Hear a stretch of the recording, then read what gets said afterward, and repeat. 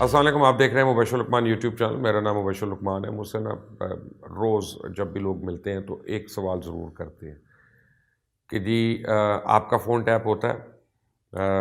آپ کے یعنی دوستوں کے فون ٹیپ ہوتے ہیں؟ ہم تو آپ کو فون نہیں کرتے کہ فون نہ ٹیپ ہو رہا. تو میں کہتا ہوں کہ بھائی ڈرنے کی کیا بات ہے؟ ایسی کون سی بات ہم اپنے فون پہ کر رہے ہیں کہ جو خدا نخواستہ اگر کوئی سن بھی لے تو وہ اس کی ہمیں پرابلم ہو؟ یا تو کوئی حرکتیں اپنی ٹھیک کر لیں اور پھر آپ تک پریشان نہ ہو، اور حرکتیں اگر ٹھیک نہیں ہیں تو پھر آپ کا کسی نہ کسی دن بھانڈا پھوٹ جائے گا. اب پھر وہ مجھے کہتے ہیں کہ جی یہ ایسے ہی کی عادت ہے، ہر ایک کے فون ٹیپ کرتی ہوں. میں ان کو سمجھاتا رہتا ہوں نہ کسی کے پاس اتنی فرصت ہوتی ہے اور نہ آپ کی یا ہر آدمی کی اتنی اہمیت ہے کہ اس کا فون ٹیپ کیا جائے. اچھا، جب بھی کوئی انہونی چیز ہوتی ہے جس کو ہم ایکسپلین نہیں کر سکتے، خاص طور پہ سیاسی لوگ اس کو وہ ایجنسیوں پہ ڈال دیتے ہیں، کہتے ہیں یہ تو ایجنسیوں نے کروایا جی، اور یہ تو ان کا کرنا دھرنا ہے. اب یہ ایک اندیکھا انجانا خوف کیا ہے جو اپنے ہی ملک کی جتنی بھی ایجنسیز ہیں ان کے خلاف ہو. میں آج خاص طور پہ آئی سی کے اوپر بات کروں گا. ایک بات آپ میری یاد رکھیے گا کہ دنیا میں اگر آپ نے کوئی اپنا مقام بنانا ہے اور آپ نے عزت کے ساتھ زندہ رہنا ہے تو آپ کو ایک، جسے پنجابی میں کہتے ہیں، تگڑی فوج چاہیے. آپ کو ایک فعال آرمی چاہیے جو آپ کا پراپر ڈیفنس کر سکے. آپ کو حملہ آور فوج نہیں چاہیے. آپ کو وہ فوج نہیں چاہیے جو دوسرے ملکوں پہ حملہ کر کے ان پہ قبضے کریں، اور وہ آپ ہمارے عزائم نہیں ہے. لیکن آپ کا ڈیفنس امپریگنیبل ہونا چاہیے. اور دنیا کی کوئی بھی فوج، اور یہ آج سے نہیں، میں پرانے وقتوں کی باتوں سے کر رہا ہوں، جب آپ الیگزینڈر کو دیکھتے ہیں، جب آپ جولیس سیزر کو دیکھتے ہیں، جب آپ اور جنرلز کو دیکھتے ہیں، نیپولین وغیرہ کو دیکھتے ہیں، تو ان ساروں کی جو سب سے امپورٹنٹ فورس تھی وہ ان کی انٹیلیجنس فورس تھی. وہ ان کو بتاتی تھی کہ ان کا مخالف جو ہے اس کی کتنی فوج ہے، اس کی کیا طاقت ہے، کس طرح کے لوگوں کے ساتھ آئی ہیں.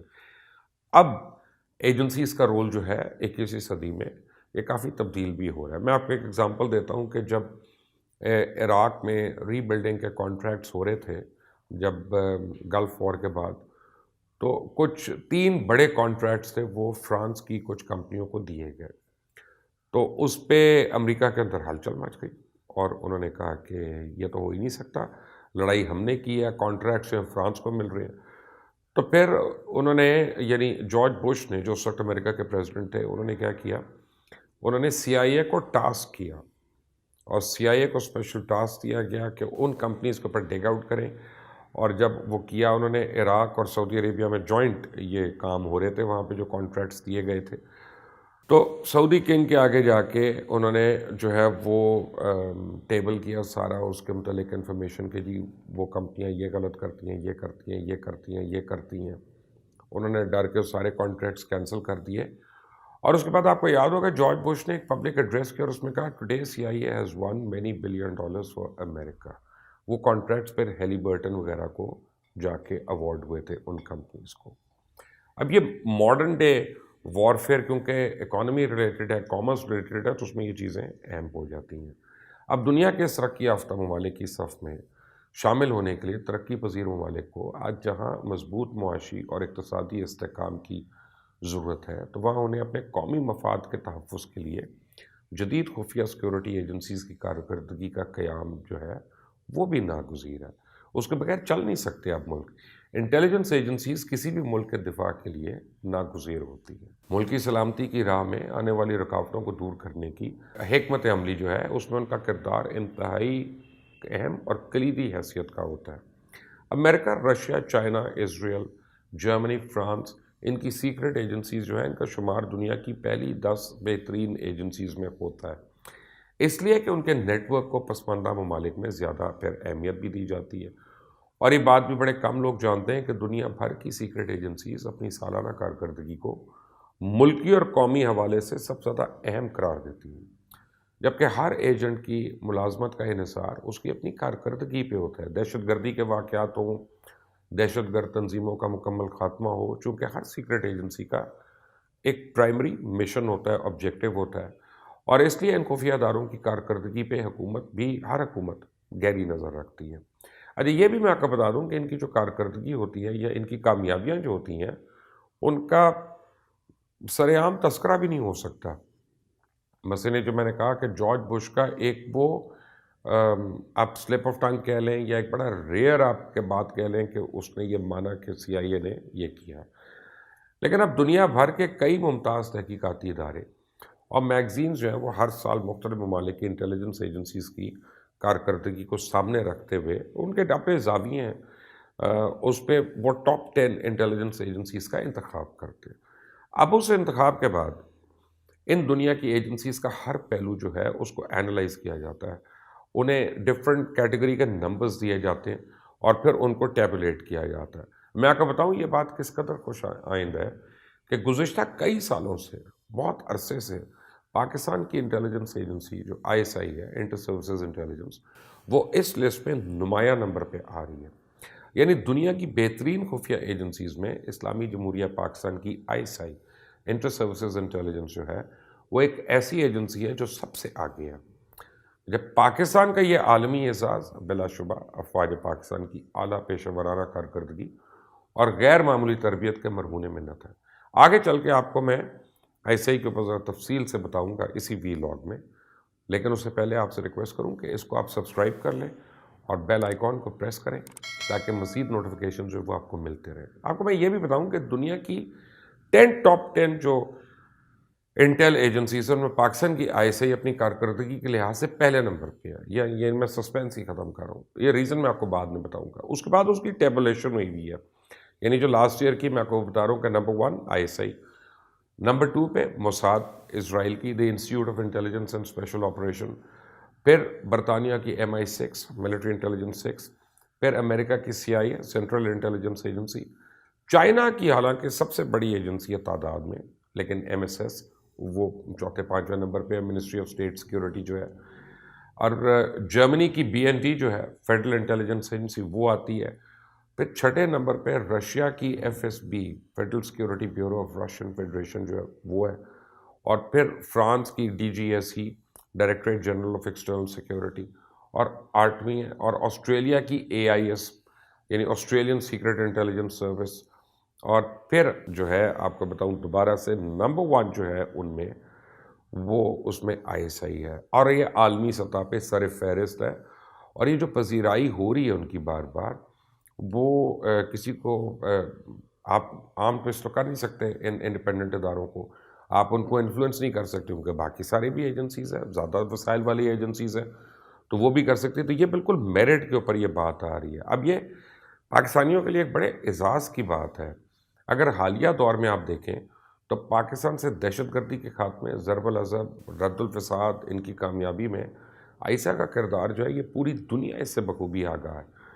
اب آپ کو میں انٹیلیجنس آپریشنز اور ملٹری آپریشنز کی ایک چھوٹی سی مثال دیتا ہوں, اور یہ مثال ہر آدمی کو اس کا علم نہیں ہوتا. ہمیں پتہ ہوتا ہے, ہم خبریں پڑھ رہے ہوتے ہیں اخباروں میں یا TV پہ سن رہے ہوتے ہیں, لیکن ہمیں اس کا پتہ نہیں ہوتا. آپ یاد کریں جو SWAT آپریشن پاکستان میں ہوا, دنیا بھر میں اس آپریشن کی جو ہے کوئی مثال ہی نہیں موجود.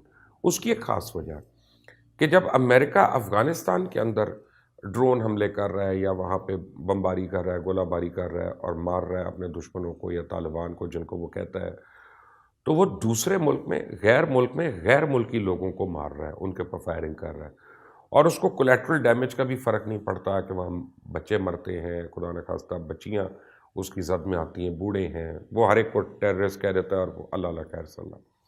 لیکن جب آپ SWAT میں آپریشن کر رہے ہیں تو آپ اپنے ملک کے اندر آپریشن کر رہے ہیں, اور آپ اپنی آبادی کے بیچ میں چھپے ہوئے دہشت گردوں کے اوپر آپریشن کر رہے ہیں. تو یہ انتہائی خطرناک آپریشن تھا, اور دنیا میں موجودہ ماڈرن ورلڈ میں اس کی مثال کہیں نہیں ملتی ہے.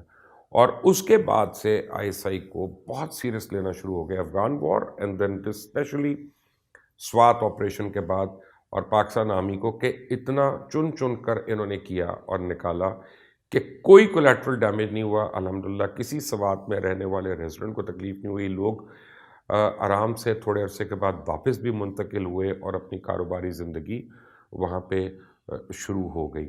امریکہ کا ایک بڑا سیریس پرابلم ہے مایامی. اگر آپ امریکہ کو جانتے ہیں, مایامی کے اندر بے انتہا الیگل امیگرنٹس ہیں جو وہاں ہر قسم کے غلط کام کر رہے ہیں. وہ پروسٹیوشن میں ہیں, وہ گیملنگ میں ہیں, وہ ڈرگس میں ہیں بہت زیادہ. اور ان کے اوپر ڈی ای اے بڑے آپریشنز کرتی ہے، لیکن سی آئی اے، ایف بی آئی اور ڈی ای اے یہ تینوں مل کے ان کا خاتمہ نہیں کر سکے پچھلے 30 سے 40 سالوں کے اندر. تو do not think it is so easy, that is how difficult it is.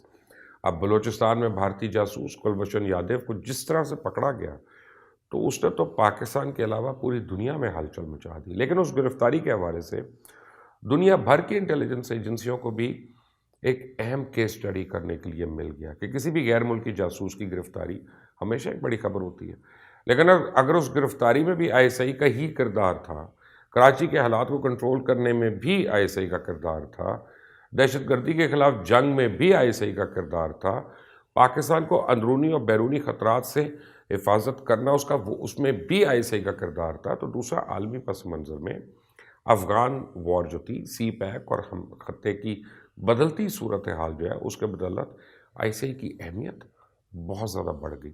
اور یہی یہ بات قابل ذکر ہے کہ آئی سی آئی دنیا کی یعنی 10 بڑی ایجنسیز میں ٹاپ ایجنسی میں آتی ہے، حالانکہ اس کے جو اخراجات ہیں چلنے کے لیے، اس کے جو بجٹس ہیں وہ دنیا کی ساری ایجنسی سے کم ہے جو ہمارے مد مقابل ہے، جن کا ذکر بھی نہیں ہے ان 10 ایجنسیز میں. را کا اور آئی بی کا، جو انڈین آئی بی ہے، ان کا ذکر بھی نہیں ہے اس میں. ان کے 8-9 گنا زیادہ ان کے بجٹس ہیں، اور وہ جو ہے ان کی کارکردگی وہ آپ کے سامنے ہے. کہتے ہیں کامیابی وہ ہوتی ہے جس کا دشمن بھی اعتراف کرے. بھارتی خفیہ ایجنسی را کے سابق چیف اے ایس دولت جو ہے وہ خاص طور پہ یہ اعتراف کر چکے ہیں کہ دنیا کی سب سے بہترین جو سیکرٹ سروس ہے وہ آئی ایس آئی ہے. اور آئی ایس آئی کے بارے میں یہ خیال کیا جاتا ہے کہ دنیا میں وسیع ترین نیٹ ورک کی حامل خفیہ ایجنسی ہے، اور اس کے ایجنٹس کی تعداد کے بارے میں عوامی طور پہ تو کبھی بھی نہیں بتایا گیا. ماہرین اندازہ لگاتے ہیں کہ ان کے پاس چند ہزار سے زائد ٹاپ سیکرٹ ایجنٹس موجود ہیں. آپ کو میں ایک بات بتاتا ہوں کہ ایک پورا عالم ہے، ایک دنیا ہے پوری، پتہ نہیں کتنے ممالک ہیں، کتنے دشمن ہیں پاکستان کے جو پاکستان کے ایٹامک ایسٹس کے مخالف ہیں، لیکن یہ آئی ایس آئی ہے جس نے دنیا بھر کی خفیہ ایجنسیز کے ناپاک ہاتھوں کو کبھی ہمارے ایٹمی اثاثوں تک پہنچنے نہیں دیا اور ان کو دور روکا. ہر روز ہماری ایجنسیز جو ہیں وہ باقاعدہ حالت جنگ میں ہیں، اور انہی کے کئی کارنامے ایسے ہیں جو دنیا میں کوئی بڑی سے بڑی فوج بھی نہیں کر سکی.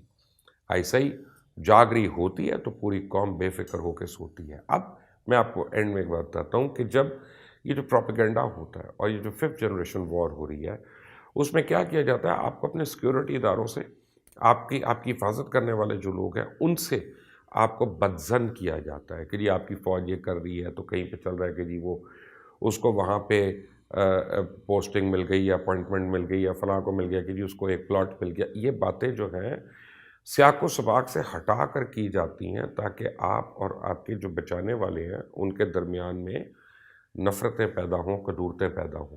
اچھا، آپ نے اگر آرمی کو خدا نخواستہ ویکن کرنا ہے تو سب سے پہلے آپ کو آئی ایس آئی کو ویکن کرنا ہے، آپ کو ایم آئی کو ویکن کرنا ہے، کیونکہ جب انٹیلیجنس ادارے اگر کمزور ہو جائیں تو پھر فوج جو ہے وہ محصور ہو کے رہ جاتی ہے اپنے یہ ملک میں. اور مثلا یہ ہمیں کیسے پتہ چلا کہ انڈیا جو ہے وہ اٹیک کرنے لگا ہے پاکستان پہ؟ یہ ہمیں کیسے پتہ چلا کہ ابھی لندن آ رہا ہے؟